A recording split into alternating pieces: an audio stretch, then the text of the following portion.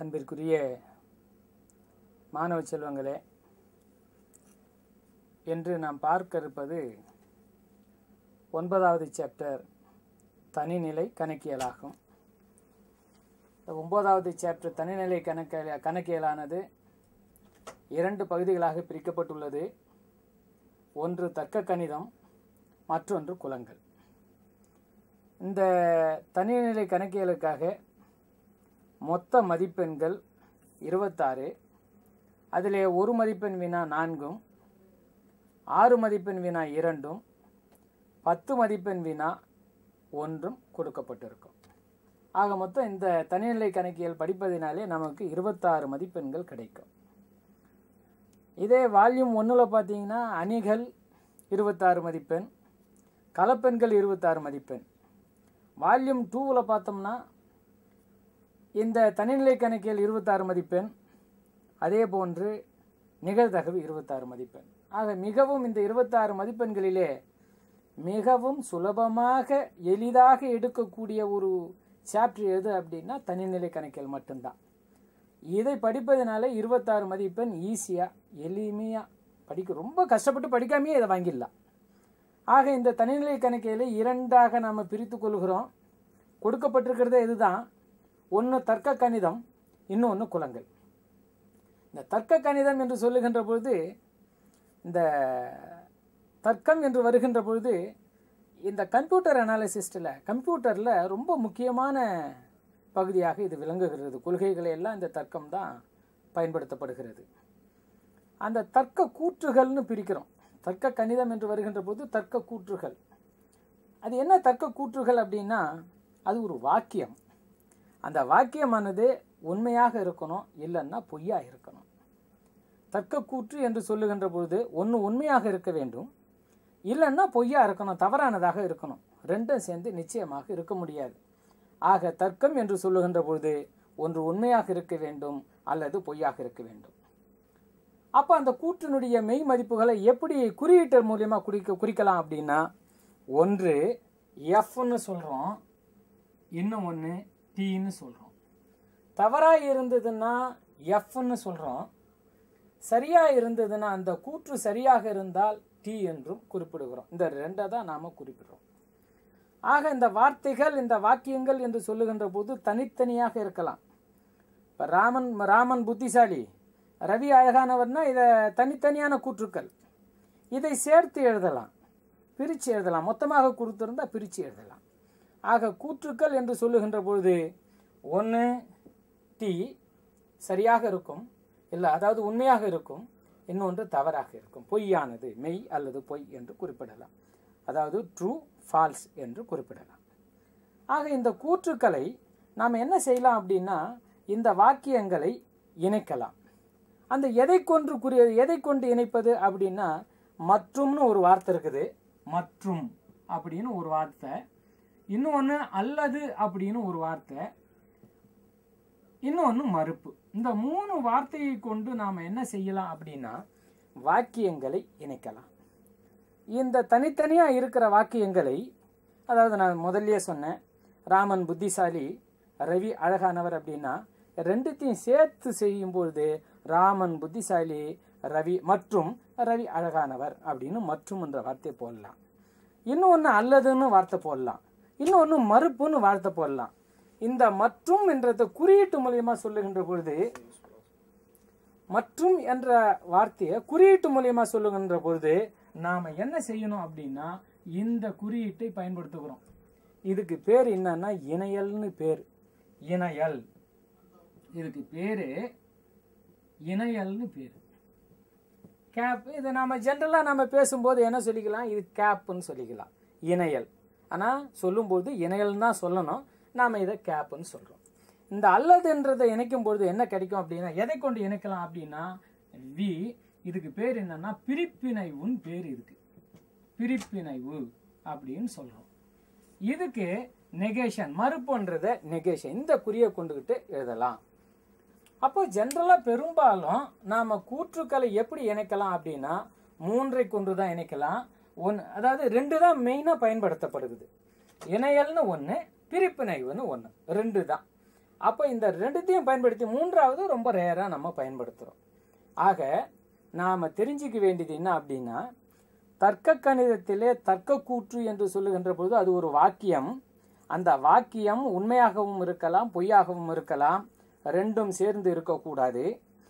அந்த கூற்றினுடைய மெய் மதிப்பு என்று சொல்லுகின்ற பொழுது எஃப் ஆக இருக்கும் அல்லது டி ஆக இருக்கும். அதாவது ஒரு கூற்றினுடைய உண்மை அல்லது தவறினை அந்த கூற்றினுடைய மெய் மதிப்பு என்று சொல்கிறோம்.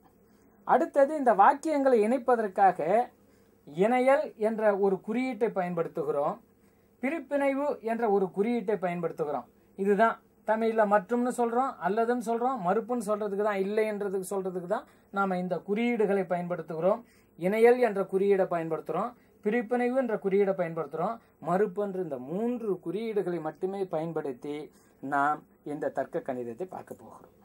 அப்போ இப்போ பெரும்பாலும் என்னன்னா மெய் அட்டவணை கொண்டு தான். மெய் அட்டவணை அப்படின்னா கூற்றுக்கு 2 கூற்றுக்கு இடையேயான தொடர்பை விளக்குவது தான் இந்த மெய் அட்டவணை. இந்த மெய் அட்டவணையை பயன்படுத்துவது எப்படி? இந்த மெய் அட்டவணை பெரும்பாலும் இந்த தர்க்க கணிதத்தில் 6 மதிப்பெண் கேள்விகள் எப்படி வருது அப்படின்னா பெரும்பாலும் இந்த மெய் அட்டவணை பயன்படுத்தி தீர்ப்பதற்காகவே இருக்குது, தீர்ப்பதாகவே உள்ளது. அப்போ இந்த மெய் அட்டவணை எப்படி அமைப்பது அப்படின்னா முதல்ல நம்ம பார்க்கணும். ஒரு கூற்று கொடுத்துருக்குறாங்களா, ஒரே ஒரு கூற்று பி அப்படின்னு கொடுத்துருக்குறாங்களா, உங்களுக்கு நிரல் என்ன வரணும் அப்படின்னா, நிரல் ரொம்ப ரொம்ப முக்கியமானது, நிரல். அப்போ நிரல் என்ன வரணும்னா 2^1, 2 நிரல் தான் வரும். அப்போ 2 நிரல் வரணும் அப்படின்னா இந்த பி அப்படின்னு எடுத்துக்கிட்டோம்னா 2 நிரல் தான் வரும். ஒன்று டி வரும், இன்னொன்று எஃப் வரும். இந்த 2 தான் வரும். இதே 2 உறுப்பு கொடுத்த 2 வாக்கியங்கள் அல்லது 2 கூட்டு கொடுத்துருந்தாங்கன்னா பி கியூ அப்படின்னு கொடுத்துருந்தாங்கன்னா நீங்கள் 2^2 4 நிரல்கள் வரணும். அந்த 4 நிரல்கள் அப்படின்னு சொல்லும்போது எப்படி வரணும்னா பி கியூ அப்படின்னு வரும்போது பி, இது கியூ அப்படின்னு சொல்லும்போது டி டி, எஃப் எஃப், இது 4 வரணும். அதே போல் கியூ என்ன வரணும் அப்படின்னா இது டி எஃப், அடுத்தது டி எஃப், இப்படி 4 பயன்படணும். அதே 3 கூற்றுக்களாக இருந்ததுன்னா பி கியூ ஆர் அப்படின்னு இருந்ததுன்னா பி கியூ ஆர் அப்படின்னு 3 கூட்டு இருந்ததுன்னா 8 நிரல்கள் பயன்படுத்தணும். அதை கணக்கு போடும்போது நம்ம எப்படின்னு பார்க்கலாம். நம்ம ஆக இப்போ நீங்கள் தெரிஞ்சுக்க வேண்டியது என்ன அப்படின்னா, இந்த மெய் அட்டவணையில் பி ஒரு கூற்று மட்டும்தானா அல்லது கியூன்றது இன்னொரு கூற்றா, அப்போ 2 கூற்று கொடுத்துருக்குறாங்களா, ஒரு கூற்று கொடுத்துருக்குறாங்களா, 3 கூற்று கொடுத்துருக்குறாங்களா அப்படின்றத பார்த்த பிறகு தான் நீங்கள் மெய் அட்டவணையே போட வேணும். அப்போ மெய் அட்டவணை போடும்பொழுது என்ன செய்யணும் அப்படின்னா முதல்ல இங்கே இணையல் அப்படின்ற இந்த கேப் இருந்தால் என்ன செய்யறது, ரொம்ப இது நிறைய டெஃபினேஷன்ஸு நிறைய கொடுத்துருக்குறாங்க.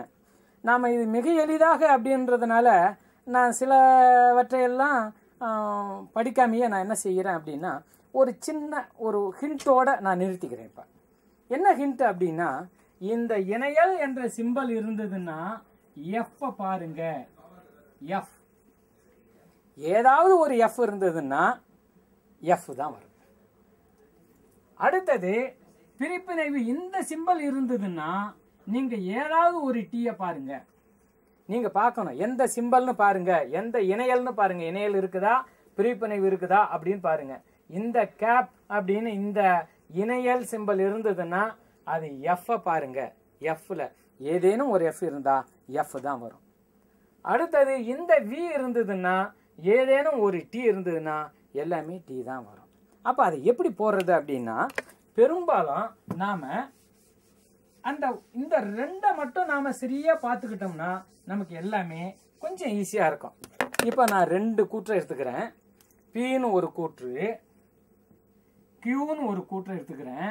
இப்போ நான் கண்டுபிடிக்க போகிறது என்னன்னா பி இணையல் கியூ, அடுத்தது பி, இது என்னது சொன்னேன் நான், இது இணையல்னு சொல்லிட்டேன். அடுத்தது நமக்கு பிரிப்பிணைவு தான் வரணும், இது கியூ. இப்போ நம்ம என்ன செய்யலாம் அப்படின்னா, அப்போ இது டி, மொத்தம் 2 கூற்றுக்கள். அப்போ 2 கூற்றுக்கள்னா 2 கூற்றுக்கள் அப்படின்னு வரும்போது நமக்கு நம்ம 2 கூற்றுக்கள்லாம் என்ன சொன்னேன் நான், எத்தனை நிரல்கள் வேணும், 4 நிரல்கள் வேணும். அப்போ டி டி எஃப் எஃப் 4. இந்த கியூன்றது என்ன வரணும் அப்படின்னா டி எஃப் டி எஃப். இப்போ இந்த சிம்பிள் பார்க்குறேன், இணையல் சிம்பிள் பார்க்குறேன். நான் இங்கே சொல்லிட்டேன், நான் எஃப்னு போட்டிருக்குதான்னு பாருங்க. எஃப் இருந்ததுன்னா எஃப் தான். அப்போ இந்த சிம்பிள் இணையல் சிம்பிளில் பார்க்கும்போது நீங்கள் எஃப் தான் பார்க்கணும். எஃப் இருக்குதா அப்படின்னு பாருங்க. எஃப் இருந்தால் எஃப் தான். அப்போ இங்கே இணையல் சிம்பிள் இருக்குது, இங்கே பார்க்குறோம் எஃப் இல்லை, அதனால் இருக்கிறது டி. இங்கே எஃப் இருக்குது எஃப், இங்கே எஃப் இருக்குது எஃப். ஏதாவது ஒன்றுத்தில் இங்கே சொல்லும் போது ஏதேனும் ஒரு எஃப் இருந்தால் எஃப் இடுக. இதுதான் கண்டிஷன். ஏதாவது ஒரு எஃப் இருந்தால் போதும். அப்போ இங்கே 2 எஃப் இருக்குது, ஏதாவது ஒன்று தான் இருக்கணும். 2 இருந்தாலும் பரவாயில்ல, அதனால இதுவும் எஃப். அப்போ இந்த சிம்பிள் பார்க்கும்போது நீங்கள் எதை பார்க்கணும் அப்படின்னா எஃப்பை பாருங்க. அடுத்தது இந்த பிரிப்பிணைவு பார்க்குறீங்கன்னா டீயை பாருங்க. இதை பார்க்கும்போது இந்த சிம்பிள் பார்க்கும்போது டீயை பாருங்க. ஒரு டீ இருந்தால் கூட போதும் நமக்கு. அப்போ இது ஆக்சுவலாக என்ன அப்படின்னா அல்லதுன்றதை குறிக்கிறது தான் இது. அதனால இந்த ஸ்டேட்மெண்ட் பியும் கீழேயும் ஒரு டீ இருக்குது. அடுத்தது இங்கே டிஎஃப் ஒரு டீ இருக்குது. அடுத்தது இங்கே எஃப் டி ஒரு டீ இருக்குது. அடுத்தது எஃப் எஃப் டீயே இல்லை, அதனால எஃப். ஆக நீங்கள் இந்த மெய் அட்டவணையை மட்டும் சரியா போட கற்றுக்கிட்டோம்னா நாம் இந்த தனிநிலை கணக்கியலில் சில நேரங்களில் 12 மதிப்பெண் வரலாம். ஏன்னா 2 கொஸ்டின் இதுலேயே வந்துடும். சில நேரங்களில் ஒரு கொஸ்டின் வரும், நம்ம நேரத்தை பொறுத்து தான். ஆக நாம் எளிதாக நாம் தெரிஞ்சிக்க வேண்டியது என்ன அப்படின்னா இந்த மெய் அட்டவணை மட்டும் இதை எப்படி போகிறதுன்றதை மட்டும் நீங்கள் தெரிஞ்சுக்கிட்டீங்கன்னா இந்த வகுப்பில். இப்போது இந்த கேப் இருந்ததுன்னா எஃப் பாருங்க, வி இருந்ததுன்னா வின்னா பிரிப்பிணைவு தான் நான் வின்னு சொல்கிறேன். இந்த கேப்ன்றது தான் இணையல்ன்றதை குறிக்கிறது. நான் இப்போது தச்சமே நான் கேப்பு இது வின்னே சொல்லிக்கிறேன். நான் ஆக்சுவலாக நம்ம சொல்ல வேண்டியது இதை பிரிப்பிணைவுன்னு சொல்லணும், இதை இணையல்னு சொல்லணும். இந்த சிம்பிள் இருந்ததுன்னா இந்த கேப் சிம்பிள் இருந்ததுன்னா எஃப் பார்க்கணும், இந்த வி சிம்பிள் இருந்ததுன்னா டீயை பார்க்கணும். அப்போ நாம் பார்த்தோம். ஆக இதுக்கு எல்லாத்துக்குமே என்ன பண்ணணும், ஒரு ஸ்டேட்மெண்ட்டு. அதனால நமக்கு இது போல் ஒரு டேபிளை நம்ம போட்டு வரோம். இந்த டேபிள் தான் மெய் அட்டவணை. எதை குறிக்கின்ற மெய் அட்டவணை அப்படின்னா பி கேப் கியூ அல்லது பி வி கியூ. யூனியன் கூட சொல்லிக்கலாம். நம்ம யூனியன் சொல்கிறது கிடையாது. இதை நாம் பி இணையல் கியூ, பி பிரிப்பிணைவு கியூ அப்படின்னு நாம் சொல்கிறோம். ஆக நமக்கு 2 கண்டிஷன் முதல்ல தெரிஞ்சிருக்கணும். இந்த 2 கூற்றுக்களை இணைப்பதற்காக பயன்படுத்துகின்ற இணையல் ஒன்று, இன்னொன்று பிரிப்பிணைவுன்னு ஒன்று. இந்த பிரிப்பிணைவையும் இணையலையும் சரியாக போட தெரிஞ்சுக்கிட்டா நம்ம எந்த சமம் ஒன்றாலும் போட்டுக்கலாம். இப்போ இது மட்டும் நமக்கு போதுமா அப்படின்னா தர்க்கத்தில் பத்தாது. அப்போ என்ன தெரியணும் அப்படின்னா நிபந்தனை கூற்றுக்கள் அப்படின்னு சிலது இருக்குது. அடுத்தது நிபந்தனை அப்படின்னு சொல்கிறதுக்கு முன்னாடி என்னென்னா ஒரு சமானத்தன்மை, தர்க்க சமானத்தன்மை அப்படின்னு ஒன்று இருக்குது. இந்த தர்க்க சமானத்தன்மை அப்படின்னா 2 கூற்றுக்கள் இருக்கும், 2 கண்டிஷன்ஸ் இருக்கும். அதில் கடைசி நிறைவுகள் சமமாக இருந்ததுன்னா அதை தான் நாம் தர்க்க சமானத்தன்மை அப்படி கொண்டதாக சொல்கிறோம். நாம் இப்பொழுது நம்ம நிபந்தனை கூற்றை நம்ம பார்க்க போகிறோம். இந்த நிபந்தனை என்று சொல்லுகின்ற பொழுது பி இம்ப்ளைஸ் கியூ அப்படின்னு தமிழில் சொல்லும்போது நம்ம என்ன சொல்கிறோம்னா பியின் விளைவு கியூ. இப்போ இது பி அப்படின்னு எடுத்துக்கிறோம், 2 கூற்று. அப்போ பி கியூன்னு 2 கூற்று இருந்ததுன்னா இது நமக்கு டி டி எஃப் எஃப் அப்படின்னு வரணும். கியூ அப்படின்னு வரும்போது டி எஃப் டி எஃப்னு வரும். இந்த பி இம்ப்ளைஸ் கியூ, அப்போ பியின் விளைவு கியூ அப்படின்னு படிக்கிறோம். இந்த ஒரே ஒரு நிபந்தனை மட்டும் இருந்ததுன்னா நீங்கள் பார்க்க வேண்டியது இந்த பி இம்ப்ளைஸ் கியூ அப்படின்னு வரும்போது டிஎஃப்னு இருக்கும்போது மட்டும்தான் எஃப் வரும். இதை ஞாபகத்தில் வச்சுக்கிடுங்க. இந்த பியின் விளைவு கியூ அப்படின்னு சொல்லும்பொழுது நமக்கு இதுதான் கண்டிஷன்.